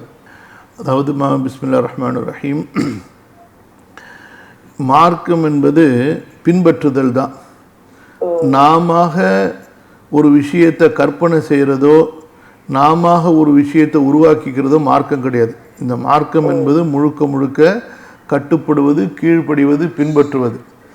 அப்போ இந்த மார்க்கத்தினுடைய அடிப்படை என்ன? ஷஹாதா. ஷஹாதாவுடைய தத்துவம் என்ன? ஷிர்க்கை விட்டும் ஷிர்கான செயல்களை விட்டும் நீங்குதல், அல்லாஹ் ஒருவனை மட்டுமே நாம் வணங்குதல், அவன் பக்கமே நாம் ஒன்று விடுதல். அப்போ சிலை வணக்கம் சார்ந்த, இணை வைத்தல் சார்ந்த எதன் பக்கமுமே நம்ம சாயக்கூடாது. மைக் ஆஃப் பண்ணிக்கோங்கம்மா, சரியா? அப்போது தன்னுடைய பிள்ளைகளாக இருக்கட்டும், கணவனாக இருக்கட்டும், அல்லாஹு தஆலா தெளிவாக நமக்கு ஒன்றுக்கு மேற்பட்ட பல வசனங்களில் நமக்கு சொல்கிறான். லா தஜிது கௌமன் யுமினூன பில்லாஹி வல் யௌமில் ஆஹிரி யுவாதூன மன் ஹாத்தல்லாஹ் வ ரசூலஹு வலவ் கானு ஆபாஅஹும் அவ் அப்னாஅஹும் அவ் இஹ்வானஹும் அவ் அஷீரத்தஹும். அதாவது அல்லாஹ்வை மறுமை நாளை நம்பிக்கை கொண்டவர்கள் அவர்கள் அல்லாஹ்விடத்திலே எதிர்ப்பு காட்டக்கூடியவர்களோடு நட்பு பாராட்ட மாட்டார்கள். அதாவது காஃபிர்களோட, அவர்கள் தங்களுடைய பெற்றோர்களாக இருந்தாலும் சரி, மனைவிகளாக இருந்தாலும் சரி, பிள்ளைகளாக இருந்தாலும் சரி, சகோதரர்களாக இருந்தாலும் சரி. அதே போல யா அய்யுஹல்லதீன ஆமனூ லா தத்தகிது ஆபாஅக்கும் வ அப்னாஅக்கும் அவுலியா இன் இஸ்தஹப்புல் குஃப்ர அலல் ஈமான். முஃமின்களே, உங்களுடைய பெற்றோர்களை, உங்களுடைய பிள்ளைகளை நீங்கள் நேசர்களாக எடுத்துக்கொள்ளாதீர்கள், அவர்கள் ஈமானை விட குஃப்ரை நேசிப்பார்களே ஆனால். அப்போ இந்த மாதிரி பல வசனங்கள் நமக்கு இருக்குது, அவர்களை விட்டு நம்ம விலகிடணும்னு சொல்லி. மற்றபடி அவர்களுக்கு ஏதாவது மனிதாபிமான உதவிகள் செய்யலாம். அவங்க இஸ்லாத்தை ஏற்றுக்கொள்ளலை, நம்முடைய பிள்ளைகள் அவங்க குஃபரில் தான் இருந்து குஃபரில் கல்யாணம் பண்ண போகிறாங்கன்னு சொன்னால், அப்போ அந்த பொதுவான ஒரு நிகழ்ச்சியாக இருக்குமே, ஆனால் அதில் நம்ம போய் இருக்கலாம், அவ்வளோதான். மற்றபடி கோயிலுக்குள்ளார கல்யாணம் நடக்குது அல்லது பொதுவான இடத்துல கல்யாணம் நடக்குது, ஆனால் அவங்களுடைய மந்திரங்கள் அங்கே ஜெபிக்கப்படுது, அந்த ஷிர்கான சடங்குகள், நெருப்பு வணங்குறது, நெருப்பை சுற்றி வர்றதெல்லாம் செய்யப்படுமே, ஆனால் அந்த இடத்துல முஸ்லீமான உறவு அங்கே இருக்கக்கூடாது. இருப்பாரே ஆனால் அது அந்த ஷிர்கான செயலை அங்கீகரித்ததாகவும் அதுக்கு துணை போனதாகவும் ஆகிடும். இது அறவே ஒரு தவறான செயல், அவங்களையே திரும்ப முர்த்தத்தாக்கக்கூடிய அளவுக்கு உண்டான ஒரு பயங்கரமான ஒரு பாதகமான ஒரு செயல் இது. ஆமாம், இப்போ மார்க்கத்துக்கு வர்றவங்களை நம்ம செய்கிற தப்பு என்னன்னு சொன்னால், அவர்கள் கல்வியாளர்களா அப்படின்னு பார்க்காம அவங்க வெறும் பேச்சாளராக இருந்ததுனால அவங்க ஏதோ சில விஷயங்களை தங்கள் படித்ததை வச்சு புரிஞ்சதை வச்சு இஸ்லாத்தினுடைய சில விஷயங்களை நல்லா ஏதோ ஒரு அழகாக கவர்ச்சியாக பேசுகிறாங்கன்னு சொல்லிட்டு அவங்கள மஸ்ஜிதில் கொண்டு வந்து பேச வைக்கிறது, பொது மேடைகளில் பேச வைக்கிறது, அவங்கள பெரிய ஏதோ ஒரு இஸ்லாமிய சமூக சீர்திருத்த மாதிரி கொண்டு வந்து நிறுத்துறது, அவங்க ஏதோ பெரிய இஸ்லாத்துக்கு பிரயோஜன நன்மை செஞ்சிட்ட மாதிரி முஸ்லீம் உம்மத்துக்கு பெரிய அவங்க தியாகம் பண்ணுற மாதிரி கொண்டு வந்து நிறுத்தினது இருக்குல்ல, இது முஸ்லீம்களாகிய நம்ம உம்மத்தின் மேலே உள்ள தவறு. புரியுதா? அதனால அந்த பெருமை தனக்கு உள்ள கண்ணியன்னு வந்ததுக்கு பிறகு அவங்க யார்கிட்டையும் போய் படிச்சுக்கிறதுக்கோ அல்லது யாரும் சட்டம் சொன்னால் அதை ஏற்றுக்கிறதுக்குண்டான நிலைமையோ இல்லை. அது மிகப்பெரிய தப்பு. அது அந்த செயலும் ஷிர்கான செயல். நம்ம அந்த இடத்துல கூப்பிட்டாங்கன்னா நம்ம அறவே போகக்கூடாது. இந்த மாதிரியான திருமணங்களுக்கு நம்ம உதவியும் செய்யக்கூடாது. அதனால தான் அல்லாஹ் தஆலா அவங்கள விட்டு பிரிங்கன்னு சொல்றா. ஹிஜ்ரத்துங்கிறது என்ன? அதே தான், எல்லாத்துலேயும் ஹிஜ்ரத் இருக்கு, எல்லாத்துலேயுமே ஹிஜ்ரத் இருக்கு. நம்ம கண்டிப்பாக சொல்லணுமா? ஏன்னா பாவிகளோடையும் இந்த மாதிரி ஷிர்க் செய்யக்கூடியவங்களோடையும் எந்த அளவுக்கு அவங்க நெருக்கமாக பழகுறாங்களோ, முதலாவது அந்த செயல்கள் மீது உண்டான வெறுப்பு இவங்களுடைய உள்ளத்திலிருந்து முதல்ல கொஞ்சம் கொஞ்சமாக எடுக்கப்பட்டு விடும். இரண்டாவது, அந்த செயல்களை அடுத்து கொஞ்சம் காலத்தில் இவங்களும் நியாயப்படுத்த ஆரம்பிச்சிருவாங்க. மூணாவது, கொஞ்சம் கொஞ்சமாக இவங்களும் அந்த செயல்களில் துணை போகவோ அல்லது இந்த செயல்களை நேரடியாக செய்யவோ ஆரம்பிச்சிருவாங்க. அதனால தான் நம்ம பாவத்தை விட்டு விலகி இருக்கணும், பாவம் செய்யக்கூடியவர்களை விட்டு நம்ம விலகி இருக்கணும். தாவாவுக்காக வேண்டி ஒரு குறிப்பிட்ட அளவு தான் அவங்களிடத்துல நமக்கு பழக முடியுமே தவிர அந்நியோன்யமாக நம்ம பழகிறது என்பது அறவே கூடாது. நீங்கள் சூரா அல் மாயிதாவுடைய 54, 55வது வசனத்தை எடுத்து பாருங்க. இன்னமா வலியுக்கும் அல்லாஹு வ ரசூலுஹு வல்லதீன ஆமனுல்லதீன யுகீமூன ஸ்ஸலாத்த வ யுத்தூன ஸகாத்த வ ஹும் ராகிஊன் வ மன் யதவல்லல்லாஹு வ ரசூலுஹு வல்லதீன ஆமனு ஃபஇன்ன ஹிஸ்பல்லாஹி ஹுமுல் காலிபூன். நம்ம வீணா சந்தேகப்படவும் தேவையில்லை. அதே நேரத்தில் அவங்க அங்கே போய் அதிகமான நேரங்கள் இருக்கிறதோ இரவு தங்குறதோ அது அவங்களுடைய ஈமான்ல பாதிப்பை ஏற்படுத்துங்கிறத அவங்களுக்கு புரிய வைங்க. வேதக்காரர்கள் சொல்லுங்க, அதுல என்ன எந்த இடத்துல உங்களுக்கு புரியல? உங்களுக்கு முன்னர் வேதம் அருளப்பட்டவர்களின் சமுதாயங்களை சார்ந்தவர்களாக இருந்தாலும் சரி, ஆனால் அவர்களுக்குரிய மகரை கொடுத்து நீங்கள் அவங்க அடுத்த இப்ப உள்ள காலகட்டத்துக்கு இது இப்ப கிறிஸ்டியன்ஸோ ஜூஸோ வேதம் அருளப்பட்டவர்கள் தான். அவங்களுடைய பெண்களை நம்ம மக்கள் கல்யாணம் பண்ணிக்கிறது அப்படிங்கிற மாதிரி ஒரு இதுக்கு கொண்டு வர முடியுமா உஸ்தாத்? இது எப்படி எனக்கு அண்டர்ஸ்டாண்ட் பண்ணிக்க முடியும் உஸ்தாத்? இந்த வசனங்களை கொஞ்சம் சொல்லிக் கொடுக்க முடியுமா? யூதர்கள் கிறிஸ்தவர்களுடைய பெண்களை முஸ்லீமான ஆண்கள் மனம் முடித்துக் கொள்வது அனுமதிக்கப்பட்டதை பற்றி தான் நேரடியாக இந்த வசனம் சொல்லுது. குரான் எந்த காலத்துக்கு உள்ளது? எல்லா காலத்துக்கும் உள்ளது தான் குரான். இப்பயும் இது அதே சட்டம் தான் இருக்கு. இந்த குரான் இறக்கப்பட்ட போது இருந்த யூதர்களும் கிறிஸ்தவர்களும் ஒழுங்கான தௌராத்து இஞ்சியில் இருந்தாங்களா, மீறி இருந்தாங்களா? அப்போ தான் அல்லாஹ் இந்த ஆயத்தை இறக்குறான். இப்பயும் அப்படி தான் இருக்காங்க, அப்பயும் அப்படி தான் இருந்தாங்க. அல்லாஹ் என்ன சட்டம் சொல்கிறான்? அவர்கள் ஒழுக்கமானவர்களாக இருந்தால் மட்டும் போதும் அப்படிங்கிறான் அவங்களுக்கு. சரியா? அதனால அவங்க எந்த நிலையில் இருக்காங்களோ மதத்தில், வழிகட்ட நிலையில், அந்த நிலையில் இருக்கின்ற அதே நிலையில தான் அல்லாஹு தஆலா அந்த பெண்களை மணமுடித்துக் கொள்வதை முஸ்லீம்களுக்கு ஹலாலாக்கியிருக்க அனுமதிச்சிருக்கான். அதனால தான் இந்த வசனத்தை அல்லாஹ் சொல்லிட்டு இதனுடைய இறுதியில் பாருங்க, ஒமை யக்ஃபுர் பில் ஈமான், இந்த சட்டத்தை யார் நம்ப மறுப்பார்களோ ஃபகத் ஹபித அமலுஹு, அவருடைய அமல்கள் எல்லாம் நாசமாகிவிடும். வஹுவ ஃபில் ஆখিরাতি மினல் ஹாசிரீன், அவர் மறுமையில் நஷ்டவாளிகளில் ஒருவராக ஆகிவிடுவார் அப்படின்னு சொல்லிட்டு, ஹலாலாக்கக்கூடியது அல்லாஹ், ஹராமாக்கக்கூடியது அல்லாஹ். அல்லாஹ் ஹலாலாக்கியதை ஏற்றுக்கொள்வது, ஹராமாக்கியதை ஹராம் என்று ஏற்றுக்கொள்வது, அதுதான் மார்க்கம். புரியுதா? நம்முடைய விருப்பு வெறுப்பை அல்லாஹ்வுடைய விருப்பு வெறுப்புக்கு பணிய வைக்க வேண்டும். சரியா? இப்போ அல்லாஹ் அனுமதிச்சிருக்கிறா, அனுமதி இருக்கு, அவ்வளோதான். யார் விரும்புகிறாங்களோ அவங்க மனம் முடிச்சுக்க போகிறாங்க. அப்போ மனம் முடித்தால் அதற்கு பிறகு என்ன சட்டங்களோ அந்த சட்டங்களை அவங்க பேணணும், அவ்வளோதான். மற்றபடி அவங்க அந்த காலத்தில் யூதர்கள் இந்த காலத்து யூதர்கள்லாம் கிடையாது. எல்லா காலத்துலேயுமே யூதர்கள் வழிகட்டவர்கள் தான். அவங்க என்னைக்கு முஸ்லீமாக மாறுறாங்களோ அப்போ தான் அவங்க நேர்வழியில் வர்றாங்க. அதுக்கு முன்னாடி வரைக்கும் ஒரு யகூதியாக இருக்கும் பொழுது, ஒரு நசராணியாக இருக்கும் பொழுது அவன் வழிகேட்டில் தான் இருக்கிறான். அந்த நேரத்தில் தான் இந்த வசனம் இறங்கப்படுது. நபி ஸல்லல்லாஹு அலைஹி வஸல்லம் காலத்தில் அல்லாஹ்வுடைய தூதர் நேரடியாக இறக்கப்பட்ட நேரத்தில் அவங்களை ஏற்றுக்கொள்ளாமல் இருப்பதை விட பெரிய வழிகேடு எதுவும் இருக்க முடியுமா? அது போக அல்லாஹ் என்ன சொல்கிறான்? وقالت اليهود عزير بن الله وقالت النصارى المسيح ابن الله ذلك قولهم بأفواههم. யூதர்கள் சொன்னார்கள் உசைர் அல்லாஹ்வுடைய மகன் என்று, கிறிஸ்தவர்கள் சொன்னார்கள் மசீஹ் அல்லாஹ்வுடைய மகன் என்று. காத்தலஹுமுல்லாஹ், அல்லாஹ் அவர்களை சாவடிப்பானாக. இது அவர்களுடைய வாயினால் அவர்கள் சொல்லக்கூடிய பொய்யான கூற்று. இப்படிப்பட்ட அந்த யூத கிறிஸ்தவர்களுடைய பெண்களை தான் நீங்கள் விரும்பினால் மனம் முடித்து கொள்ளுங்கள் என்று அல்லாஹ் அனுமதி கொடுத்திருக்கிறான். அதே போல தான் அந்த வழிகேட்டு முன்னவோ பின்னவோ கூடவோ குறைவோ இன்றும் தொடர்ந்தே தவிர, அதனால் இந்த வசனம் முஹ்கமான வசனம், மாற்றப்படாத வசனம், எந்த விதமான மாற்று கருத்துமே இதில் கிடையாது. அது லா இக்ராஹ ஃபித்தீன், மார்க்கத்தில் நுழைய வைப்பதில் யாரையும் கட்டாயப்படுத்த முடியாதுல்ல. அப்போ அவர் அந்த பெண்ணு யகூதியாக இருக்கும் பொழுதோ நசரானியாக இருக்கும் நிலையிலேயும் மார்க்கு அவளை மனம் முடித்து கொள்வதை ஒரு முஸ்லீமான ஆணுக்கு அனுமதிச்சிருக்குது. அவ்வளோதான். அதே போல தான் அந்த அனுமதி கடைசி வரைக்கும் தொடரும். இவர் தாவா கொடுப்பாரு, சொல்லுவார், அந்த பெண்ணு விரும்பினா இஸ்லாத்தை ஏற்றுக்கொள்கிறாங்க, இல்லைன்னா அதே நிலையிலிருந்து அவங்க மரணிக்கிறாங்க. அவ்வளோதான். அந்த மரணம் குஃப்ரில் உள்ள மரணமாக எடுத்துக்கொள்ளப்படும். இன்னல்லதீன கஃபரு மின் அஹ்லில் கிதாபி வல் முஷ்ரிகீன ஃபீ நாரி ஜஹன்னம காலிதீன ஃபீஹா உலாயிக ஹும் ஷர்ருல் பரியா. அவ்வளோதான். அவங்க மறுமையில் நரகவாசியாக இருப்பாங்க. அவங்கள கண்டிப்பாக நீ என்னை முஸ்லீமை கல்யாணம் பண்ணிட்ட, நீ முஸ்லீமாக தான் ஆகணும் என்று அவங்கள நிர்பந்தப்படுத்துறதுக்கு நமக்கு அனுமதியே கிடையாது. ரசூல் ஸல்லல்லாஹு அலைஹி வஸல்லம் என்ன செய்கிறாங்க, அதனால தான் சஃபியா ரலியல்லாஹு அன்ஹா அவங்களுக்கு முதல்ல நீங்கள் முஸ்லீம் ஆகுறீங்களான்னு கேட்குறாங்க. முஸ்லீம் ஆனதுக்கு பிறகு அவங்க விருப்பத்தோட அதுக்கப்புறமா அவங்கள உரிமையிட்டு கல்யாணம் பண்ணிக்கிறாங்க.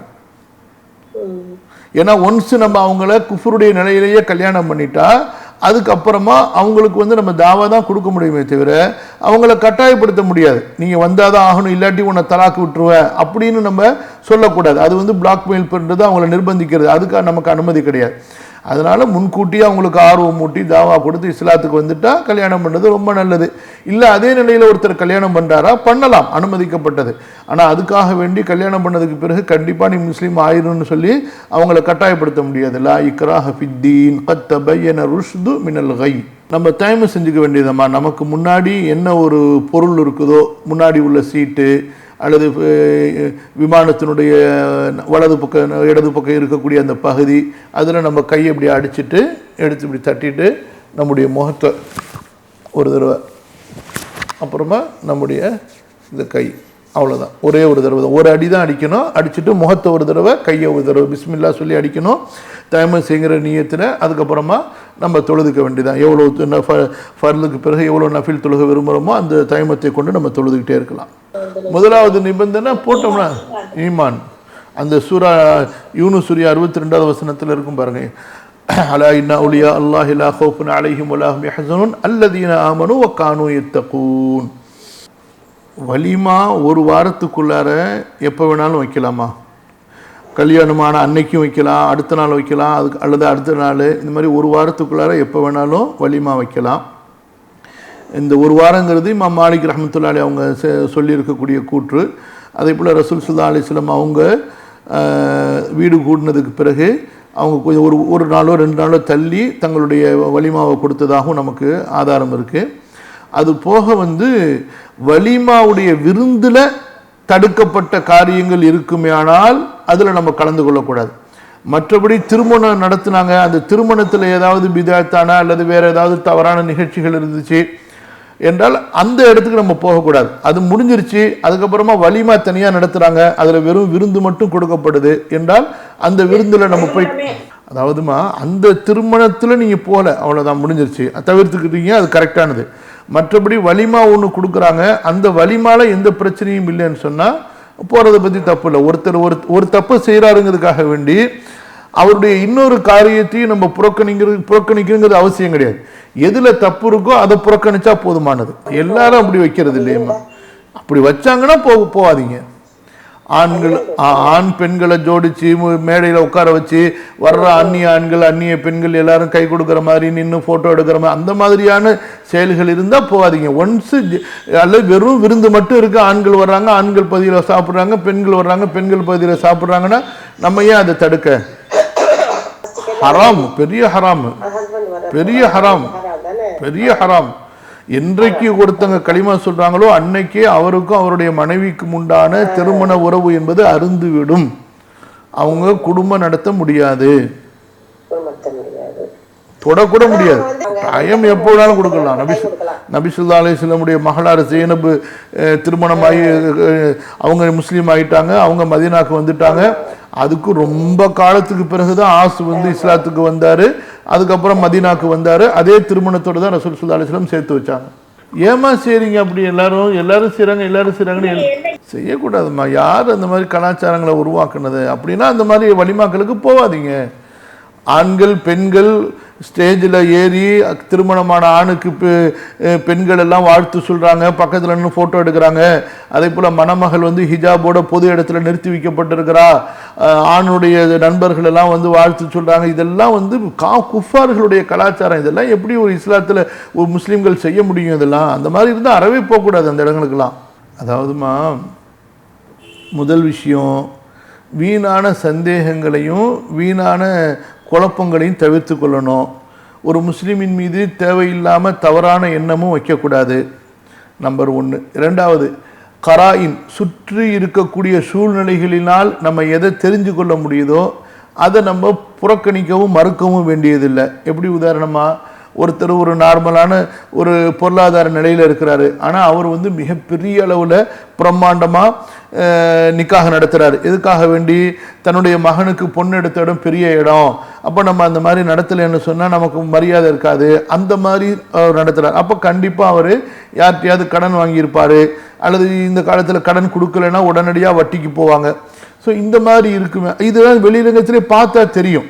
அப்போ அந்த மாதிரி இருந்தால் நீங்கள் தவிர்த்து கொள்ள வேண்டியது. அல்லது நேரடியாக அவங்கள்ட்ட கேட்டுடணும், உங்கள்கிட்ட இவ்வளோ பொருளாதாரம் இல்லையே, இவ்வளோ பெரிய விருந்து நீங்கள் எப்படி வைக்கிறீங்க அப்படின்னு அழகிய முறையில் கேட்டிங்கன்னா அவங்க சொல்லிடுவாங்க, ஆமாங்க எங்களுக்கு முடியல தான், இருந்தாலும் நாங்கள் வந்து பெண் எடுத்த இடம் ரொம்ப பெரிய இடம், அவங்க ஒரு ஃபங்க்ஷன் வச்சுட்டாங்க, நாங்கள் ஒரு ஃபங்க்ஷன் வைக்கணும், அதனால் நான் வந்து கடன் வாங்கினேன் அல்லது வட்டிக்கு வாங்கினேன் பாரு.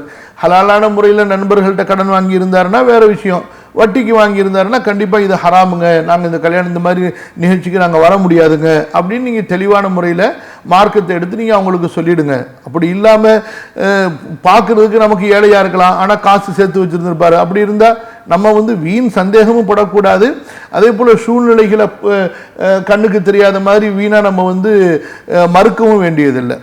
அதே போல் வந்து எந்த ஒரு அதாவது சட்டமாக இருந்தாலும் சரி, அந்த சட்டத்தை அந்த இடத்துல மார்க்கம் எப்படி பொறுத்துதுங்கிறத நம்ம பார்க்கணும். அப்போ வலிமா என்றால் அது வந்து நபி ஸல்லல்லாஹு அலைஹி வஸல்லம் அவர்கள் ஆர்வமூட்டிய சுன்னாவான ஒரு விருந்து. ஒரு முஸ்லீம் அதுக்கு அழைக்கிறாருன்னா நம்ம போகணும்.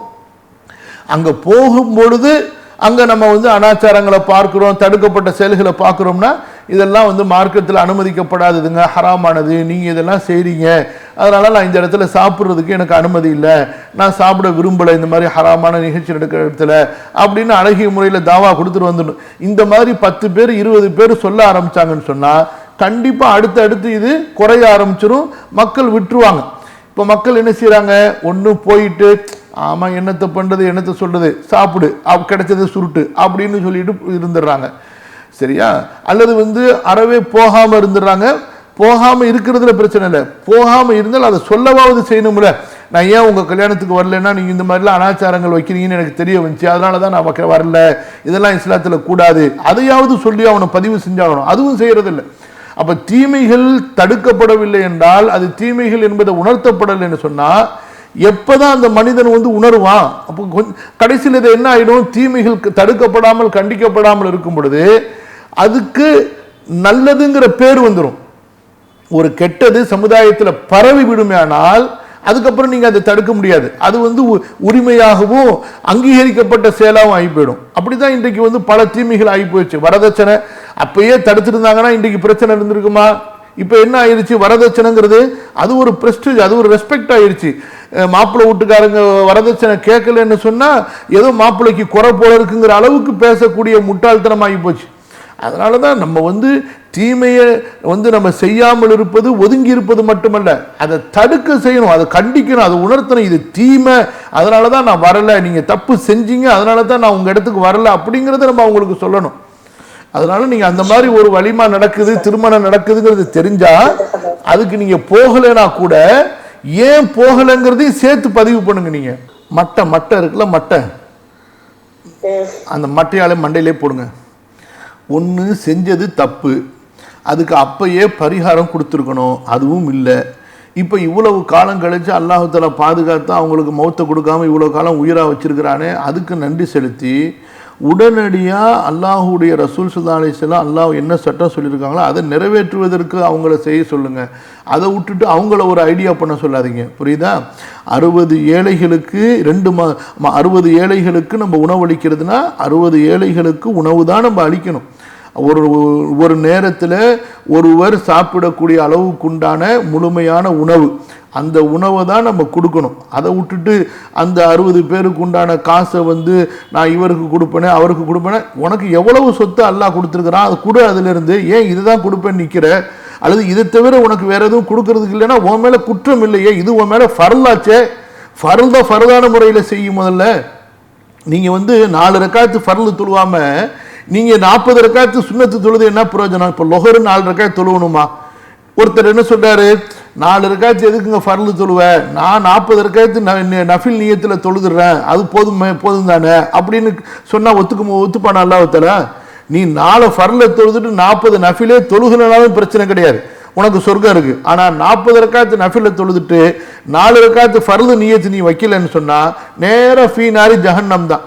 அதனால இந்த மாதிரி விஷயத்துலலாம் கடுமையாக சொல்லுங்க. நீங்கள் இதெல்லாம் முளையிலேயே கிள்ளி எரிஞ்சிடணும். இந்த மாதிரி பேச்செல்லாம் இதெல்லாம் ஷைத்தான் பேசுகிற பேச்சு. இதெல்லாம் சில பேர் சொல்லுவாங்க, ஹஜ்ஜுக்கு தான் நிறைய பேர் போகிறாங்களே, நான் போய் என்னத்தை செய்ய போகிறேன், அந்த ஹஜ்ஜுக்கு போகிற 5 லட்சம் 10 லட்சத்தை யாருக்காவது நான் படிப்புக்கு கொடுப்பேனே, நான் யாருக்காவது குமரை கட்டி வைப்பேன்னு சொல்லிட்டு செருப்பால் அடிக்கணும். முஸ்லீமே கிடையாது இந்த மாதிரி பேசுகிறவங்க. முதல்ல உள்ளத்தில் ஈமானே இறங்கல. முதல்ல அல்லாஹ் பாதுகாக்கணும். அவங்க உண்மையிலேயே அல்லாஹ்வை நம்பி இருப்பார்களே ஆனால், இஸ்லாமியை நம்பி இருப்பார்களே, மறுமையை நம்பி இருப்பார்களேனால் உடனே அல்லாஹ்வுடைய கட்டளை எதுவோ அதை செய்வதற்கு அவங்க தீவிரமாக இருந்திருப்பாங்க. இப்படி கேள்வியே கேட்க மாட்டாங்க. முதல்ல ஏதோ உள்ளத்தில் ஒரு நப்சுல கோளாறு இருக்குது, அதனால தான் இப்படி கேட்குறாங்க. சொல்லிருங்க, ரொம்ப அன்பா சொல்லுங்க, அதே நேரத்தில் அழுத்தமா சொல்லுங்க. ஏதாவது திமிரு பேசுனாங்கன்னா மட்டையில போடுங்க மண்டையில. அல்லாஹ் அக்பர். உமர் ரலியல்லாஹு அப்படிதான் செய்வாங்க. யாராவது அல்லாஹ்வுடைய மார்க்கத்தில் குதர்க்கமாக பேசினா ஒரே போடு, அதோட பேசவே மாட்டாங்க. ஷைத்தான் மண்டையில் ஏறிடுறானம்மா, அதுக்கு அந்த ஜாடு கர்ணா தபி உத்தரேகா ஷைத்தான் அது மண்டையில் ஓதுனாதான். திமிர் இருக்கிறதே அல்லாஹ் பாதுகாக்கணும், அல்லாஹ் பாதுகாக்கணும். கொஞ்சம் நம்ம நாவுல சிந்தனையில் உள்ளார விட்டோன்னு வச்சுங்களேன், அவ்வளவுதான், முடிஞ்சு போச்சு.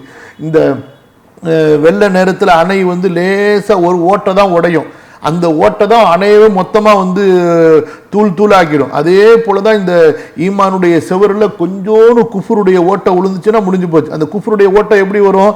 அந்த பேச்சிலிருந்து தான் வரும். அந்த சொல்லு இருக்குது பார்த்தீங்களா, பேச்சு, அந்த பேச்சிலிருந்து தான் வெளியே வரும். தாராளமாக ஓதலாமா? யாராவது அந்த மாதிரி ஓதக்கூடாது, அது ரசூலுல்லாஹ்க்கு மனசு வருத்தம் அளிக்கக்கூடிய சூறான்னு யாராவது சொன்னாங்கன்னா அவங்கள திரும்ப ஒரு தடவை களிமா சொல்லுங்கள். அல்லாஹ் பாதுகாக்கணும். எப்படி பாருங்க, பொய்யான செய்திகள் எவ்வளவு வேகமாகவும் எவ்வளவு ஆழமாகவும் பரவுது பாருங்க. அல்லாஹ் பாதுகாக்கணும். சரிம்மா, இன்ஷா அல்லாஹ் போதுன்னு நினைக்கிறேன். அனைமா வகுப்புகள்லாம் பிரயோஜனமாக இருக்குதுங்களா? பாடங்கள்லாம் சொல்லும் பொழுது புரியுதுங்களா எல்லாருக்கும்? சரி, எதுவும் புரியலன்னா இன்ஷா அல்லாஹ் டவுட் இருந்தால் கேளுங்க. இன்ஷா அல்லாஹ் குரூப்பில் என்னுடைய மேலே அட்மின் நம்பர் இருக்குது, அதுக்கு நீங்கள் பர்சனலாக மெசேஜ் அனுப்புனீங்கன்னா, நான் பர்சனல் கேள்வினா பர்சனலாக மெசேஜ் அனுப்பி ரிப்ளை பண்ணிடுவோம். குரூப்பில் எல்லாருக்கும் பயனுள்ள மாதிரி இருந்துச்சுன்னா குரூப்லேயே அதனுடைய பதிலை போட்டுருவோம் இன்ஷா அல்லாஹ். உங்களுக்கு இது வரைக்கும் உண்டான நோட்ஸ் எல்லாம் நம்ம மொத்தமாக அனுப்பியிருக்கிறோம் சூரா நபாலேருந்து, அதை ஒரு தடவை படித்து கொள்ளுங்கள். இப்போ இடையில சில வேலைகள் இருக்கிறதுனால நம்ம இன்னும் யூடியூப் அப்லோட் பண்ணலை, அது யூடியூப் இன்ஷா அல்லாஹ் மிச்சம் மீதி இருக்கிறத அப்லோட் பண்ணிடுவோம். மற்றபடி ஆடியோவும் எல்லாமே நம்ம அந்த muftiumar.comல எல்லா நம்முடைய பயான்களுக்கு அதே போல் தப்சீர் வகுப்புகளுக்கு ஆடியோவும் கொடுத்துருக்கோம். ஜஸ்ட் muftiumar.comல போயிட்டு நீங்கள் என்ன பயானில் கீழே ஆடியோ இருக்கும், அதை ஒரு கிளிக் பண்ணால் உடனே உங்களுக்கு டவுன்லோட் ஆகிடும், ஆடியோவே டவுன்லோட் ஆகிடும். நீங்கள் எப்போ வேணாலும் கேட்டுக்கலாம். இன்ஷா அல்லாஹ் கொடுக்கலாமா? சதக்கா என்ன வேணாலும் செய்யலாமா? நியத்துன்னு சொன்னால் அல்லாஹ்வுக்காக கொடுக்குற நியத்து வச்சுட்டு, யா அல்லாஹ் இந்த தர்மத்தின் மூலமாக எனக்கு என்னுடைய ஹலாலான தேவைகள் நிறைவேற்றி கொடு, எனக்கு சொர்க்கத்தை, முதல்ல சொர்க்கத்தை கேட்டணும், நரகத்திலேருந்து பாதுகாப்பு கேட்டணும், அதுக்கப்புறம் துன்யாவுடைய தேவைகளை எதை நீங்கள் தேவையாக இருக்குதோ அதை அல்லாஹ்விடத்தில் கேட்டுட்டு, யா அல்லாஹ் உனக்காக வேண்டி இந்த தர்மம் செய்கிறேன், நீ இதை ஏற்றுக்கணும்னு சொல்லிட்டு நீங்கள் மஸ்ஜிதில் கொடுக்கலாம், பொது இடங்களில் கொடுக்கலாம், எங்கே வேணாலும் கொடுக்கலாம். தாராளமாக கொடுக்கலாம். தர்மத்தை பொறுத்த வரைக்கும் பொதுவாக எல்லாருக்கும் தான் அல்லாஹ் சொல்கிறான். அல்லாஹ் தஆலா இன்னும் லைஸ அலைக்க ஹுதாஹும், சஹாபாக்கள்ல சில பேர் இந்த மாதிரி காஃபிர்கள் வந்து தர்மம் கேட்டப்போ கொடுக்க மாட்டேன்னு சொன்னாங்க. ஏன்னா அதுக்காக வேண்டியாவது அவங்க இஸ்லாம் ஆகட்டுமேன்னு சொல்லிட்டு அதுக்குன்னு உடனே அல்லாஹ் ஆயத்திறக்கிட்டான். அவர்களை இதற்கு இப்படி ஒரு காரணத்தை சொல்லி காரணத்தை வச்சு அவங்கள கட்டாயப்படுத்தி ஹிதாயத்தில் கொண்டு வரணுங்கிறது உங்கள் மேலே கடமை கிடையாது. தர்மத்தை நீங்கள் பொதுவாக யாருக்கு வேணாலும் கொடுங்கன்னு சொல்லி அல்லாஹ் தஆலா தெளிவாக வசனமே இறக்கிட்டான்.